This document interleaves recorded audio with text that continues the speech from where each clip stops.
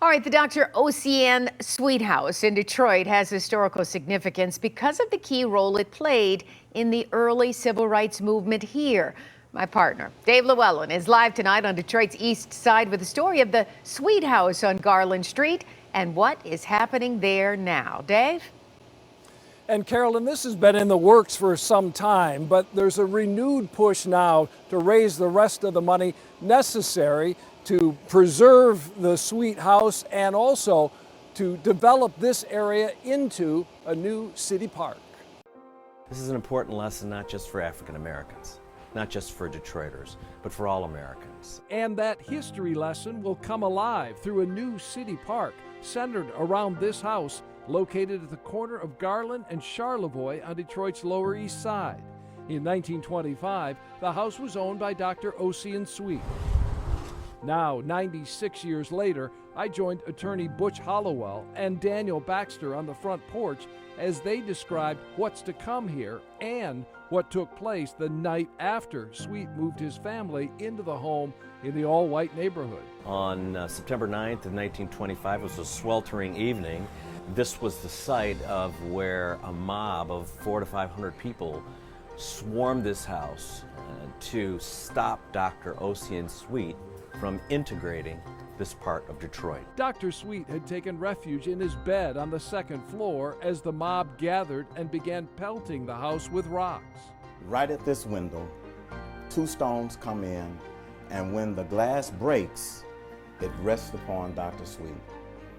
And not even 10 seconds later, a volley of shots ring out of the house. Sweet's brother Henry had fired into the mob, striking and killing a protester. A white teenager was also shot in the leg. So they open up the linen closet and they find the guns as well as all of the ammunition. The Detroit Police Department confiscates it. The most famous attorney of the time, Clarence Darrow, defended Sweet and the others in the house, who were all arrested and charged with murder. He was able to win with an all-white jury, saying it's endemic in our fiber to be able to defend not just your home, but to be able to live freely where you want to be able to live. The legal principle here is taught in law schools today. After the mistrial was declared, a second trial for Sweet's brother Henry ended in an acquittal. The Baxter family has owned the Sweet house since 1958. Daniel grew up here. I was born in 1965, and I had one of the greatest childhoods that any kid on the east side of Detroit could ever experience. And it was because of the sacrifice that Dr. Sweet made on September 8th and 9th of 1925. Thanks largely to Baxter's efforts, the home today is on both the state and national registers of historic places. It will become an interactive museum and centerpiece of the city's ambitious park plan that also includes the restoration of two vacant houses directly across the street. As a first step, crews were cutting and clearing overgrown bushes and trees from the lots and alley behind them during our visit.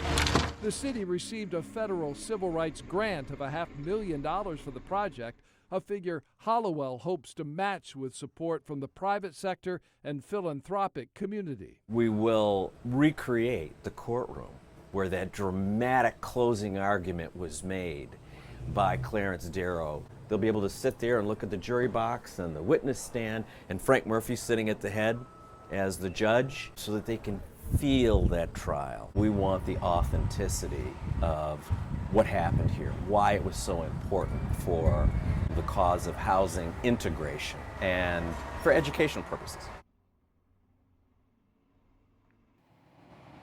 And attorney Butch Hollowell joins me now. This house is certainly so important, but you've got other plans for this park as well on Garland Street. Very true. You know, we're going to make this, as you said, really as authentic as possible. So I've reached out to the Detroit Historical Society, and we're going to have street signs like they were in 1925. I've reached out to the auto companies. We're going to have cars around here from 1925. I've reached out to the Public Lighting Authority, and we'll have the street poles like they were in 25. So I was very pleased when Mayor Duggan asked me to take this project on. And maybe in the end, it'll teach us all to be better neighbors. Well, that certainly would be a hope, but saving, restoring, and celebrating this historic site in our city, very, very important. It's as important as it gets. It teaches us about justice and tolerance and how we move together forward as one people. Thank you for being here. Thank you for the effort here. I'm looking forward. You said you're on a tight timeline. A couple of years they want to get this done. So there's a lot of work that's necessary. Maybe even sooner. Maybe even sooner. There you go. Butch, thank you. And Carolyn, that's the update, this renewed push to make this site so much more special than it already is in the city of Detroit. We'll Wow, send it back to nice you. job telling that story, Davy Lou, and so important for kids, especially in the city of Detroit, to know their own history so we certainly don't make the mistakes of the past. Thank you for sharing that.